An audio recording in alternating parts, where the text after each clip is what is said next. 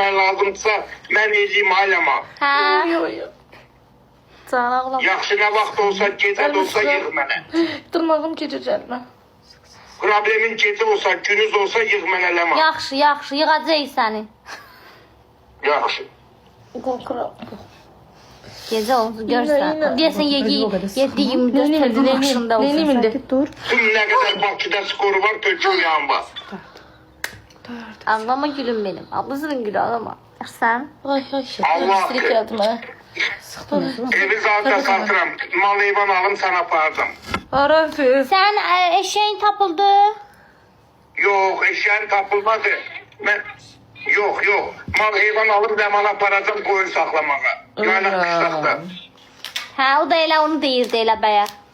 Allah haqqı. Kler kalsın satın. Orada iş kurum Ləman da yanımda olsun. Arzuladığım Fransız. həyat dəfə çox sağ ol.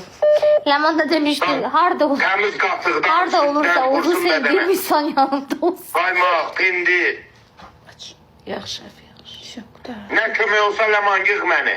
Yaxşı. Biz səni təcrübə Yanındayım. etdik. Öylənə kimi. Ölənə kimi ay qız. Oturun da rahat. Belə adam yəni çətin tapılır. Su versin Yəni, ölənə səsləri. kimi adamın yanında olan adam. Ha? Çay verək. Çətin tapılır dostlar. Sən ağlama, Güzel su getir. ben ağlarım. Su içi.